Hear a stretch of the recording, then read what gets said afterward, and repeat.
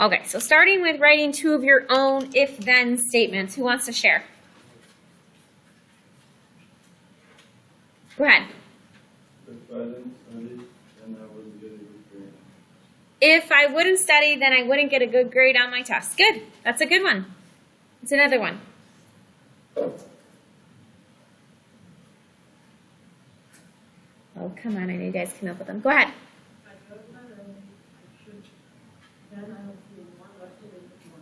Okay, if I go to bed early, then I will feel more rested in the morning. Good. It's a lie. That's okay. That's what we're going to talk about today. Okay, what's another one?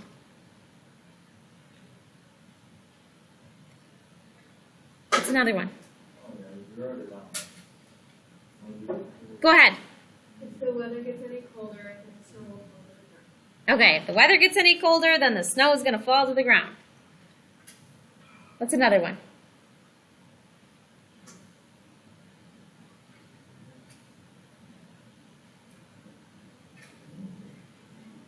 I got one for myself. If it's less than 60 degrees, you will find Mrs. Fox in a winter jacket. Notice my winter coat up here.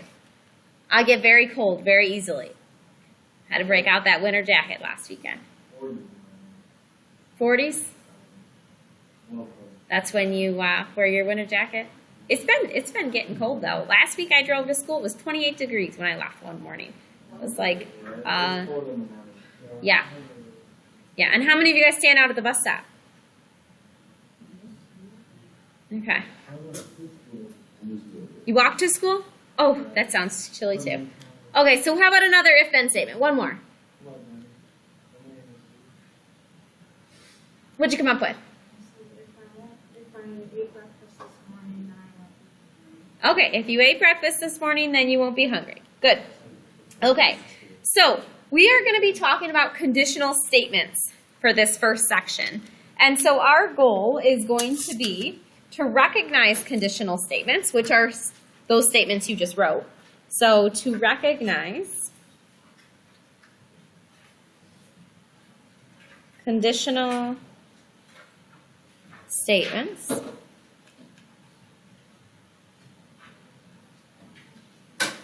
and write the converse of them.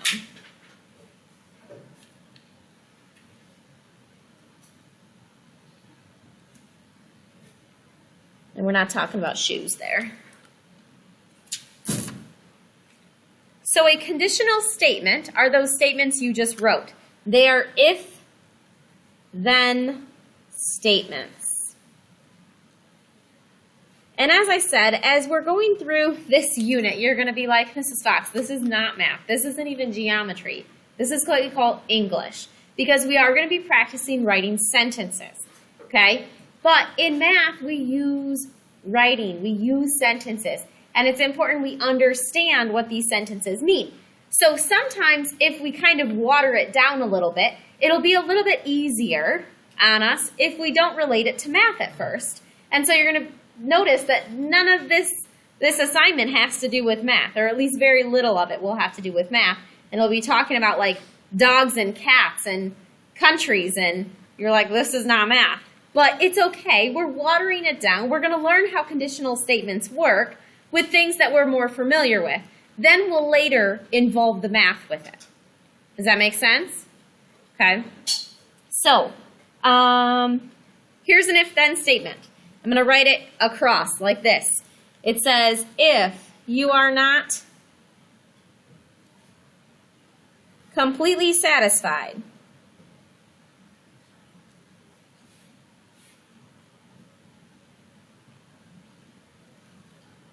then your money will be refunded.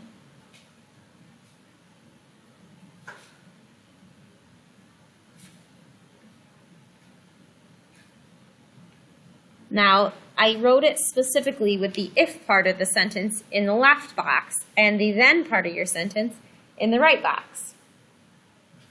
Okay?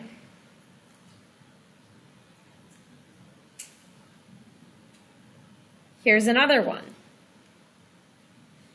If a team takes first place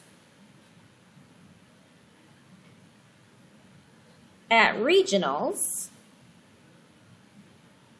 then they go to states. Right? If you win regionals, that's what comes before you go to states, right? So if you win regionals, then you're going to go to states. So if a team takes first place at regionals, then they go to states. So there are two parts to these conditional statements, and that's why we wrote them with an if box and a then box. And the two parts, the first part, the if part, is what we call the hypothesis.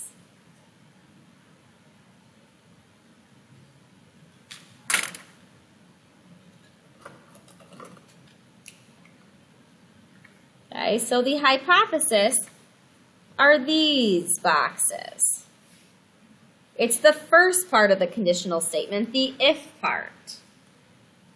Okay, that's the if part of the statement.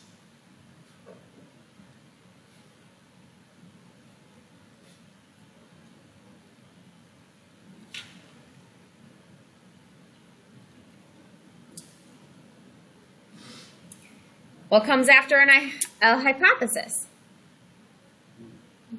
The conclusion. So the conclusion is going to be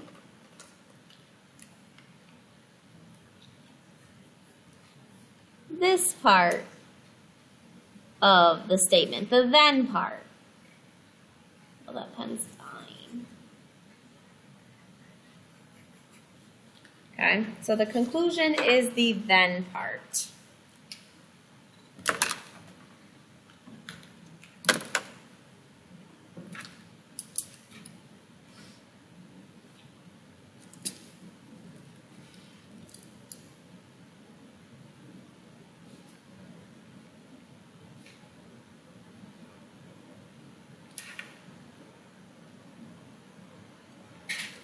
All right, so we have two kind of short sentences here, and we're going to write them as a conditional statement. Okay, so the first one says, a rectangle has 4 sides. Okay, so if it is a rectangle, then it has 4 sides. It's kind of what I'm getting at, but we don't always like to use the word it. Okay, so what are we talking about if we're talking about a rectangle? A shape. So we could say if a shape, instead of if it is a rectangle, we're going to say if a shape is a rectangle, then it has 4 sides. Okay, now, the hypothesis is the if a shape is a rectangle. It's the part of the sentence that goes with the if. The conclusion, try to find a color that's similar to the one I was using, is then it has 4 sides. All right, so we have our hypothesis, we have our conclusion. A tiger is an animal. How should I write this one?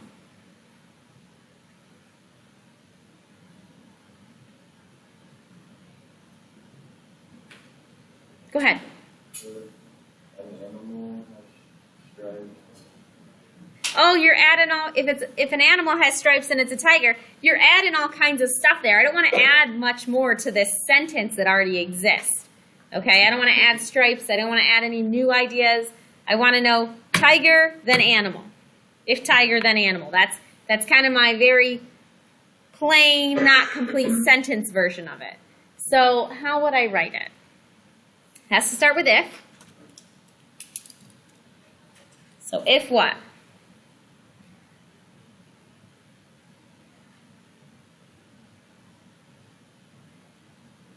What do you think?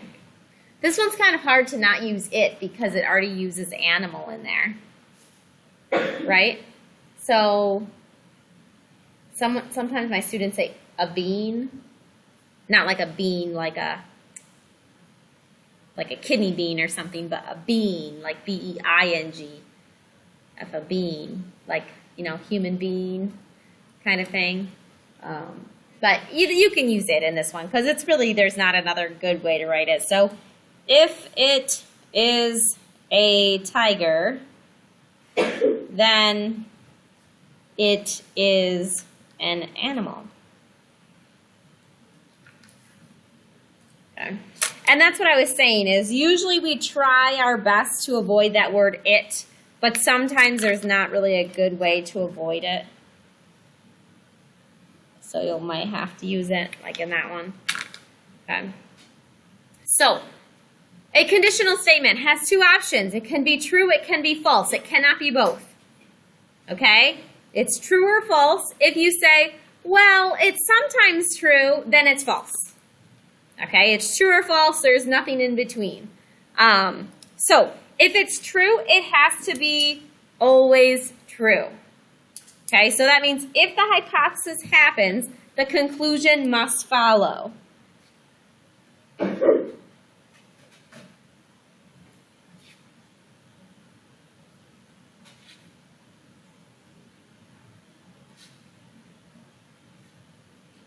So some of us, when we came up with our own conditional statements, we said, but it doesn't always work. If I go to bed early, then I will be well rested. And they're like, well, but it doesn't always work. I tried it and I wasn't very well rested. If that's the case, then that's a false statement. Okay? So it's not always true, then it must be false. In order to show me something is false, you need to just provide one counter example. So in order to say it's false, you only need to show one counter example. And we'll do some examples here.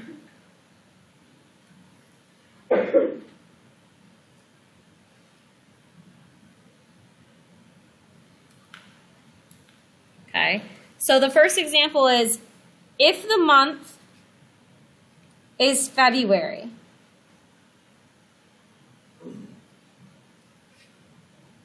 then there are 28 days in the month. Okay? If the month is February, then there are 28 days in the month. So think about if it's February and you're looking at your calendar, are there always going to be 28 days in that month?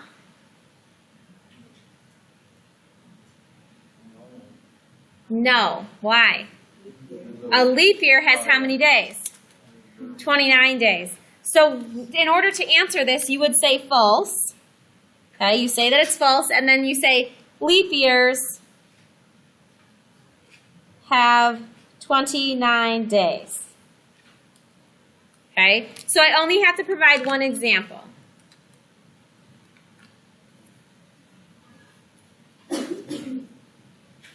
If you flip it over, we'll do another two examples. So go ahead and flip that over once you have that written down.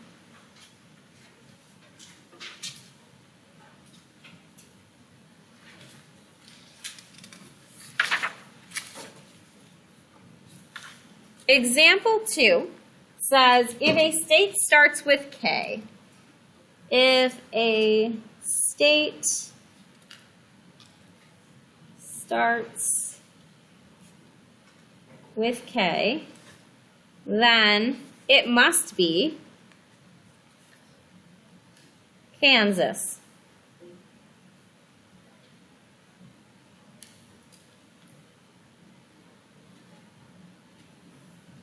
Okay, if a state starts with K, then it must be Kansas. Is that a true statement? False. Okay, so I can see it's false. I need to come up with one counter example. Go ahead. Kentucky. So false. Kentucky. That's it. You only say one. One counter example. That's all you need. You do not have to explain and say false. There are Kansas. You don't have to sit there and try to count how many states start with the letter K and say false. There are so many states that start with the letter K. You don't have to write a whole paragraph or anything. Just give me one counterexample. Does that make sense? Okay. Example 3. If the day of the week is Monday,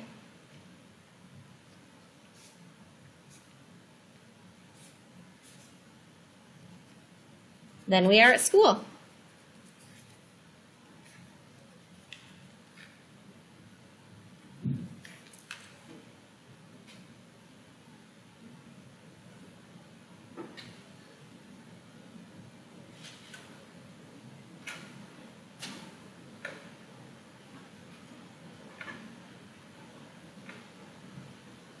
How about that one?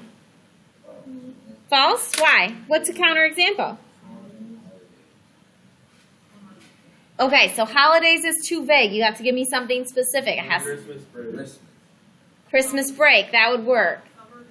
Summer vacation. You could say July, because July is the only month that we do not come to school at all, right? We go to school through June. We go to school in August. So false. It's July. Okay, that would be specific enough. You could say a holiday that always is on Monday. What's a holiday that's always on Monday? Martin Luther King Day. You could say President's Day. We have had school on President's Day, though, but I would still take it. What else? What are other holidays that we don't come to school on? Labor Day. That's a good one because no one goes to school on Labor Day. There's another. Labor Day is the one I was thinking of. There's one more Monday holiday. Labor Day is the one in September, but there's one in May. Memorial Day. Memorial Day. Easter's on a Sunday. So I would probably say Memorial Day or Labor Day because those are two holidays I know we are not allowed to come to school on. No Michigan school goes to school on those 2 days.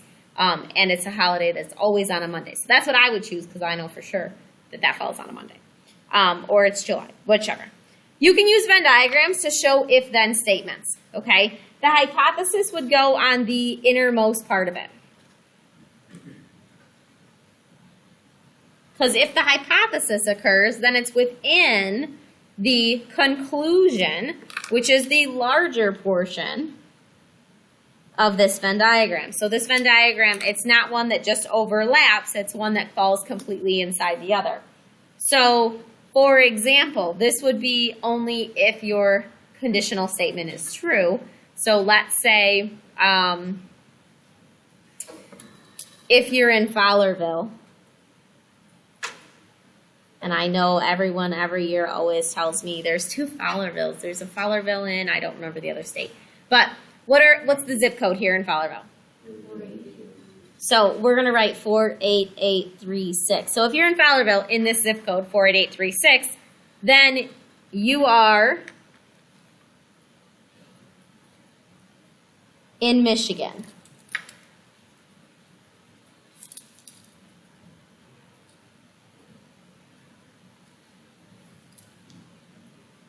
Okay, so the example this comes from is if you are in Fowlerville, we'll put the zip code 48836, then you are in Michigan. Okay, so if you're in Fowlerville, that's going to fall inside of Michigan. I always do it with this example because sometimes it's easier just people to see that Fowlerville, yes, on a map falls within Michigan, right? There's no way you could be in Fowlerville in that zip code but not be within Michigan. Okay, it's just not possible. That's because this conditional statement was a true statement. Okay, so if it's true, you can represent it with a Venn diagram. Okay, the converse, what you're going to do for a converse is it switches the hypothesis and conclusion, okay?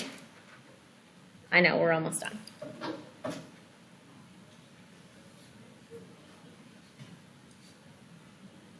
Okay, you're going to switch the hypothesis and conclusion. Make sure your sentence actually sounds like a sentence. So, if P, then Q. To write the converse, you're going to say if Q, then P.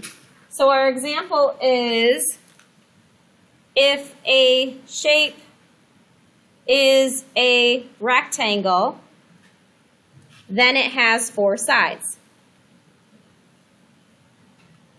To write the converse, now just because your conditional statement is true doesn't mean your converse would have to be true. Our converse would be if a shape has 4 sides, then it is a rectangle.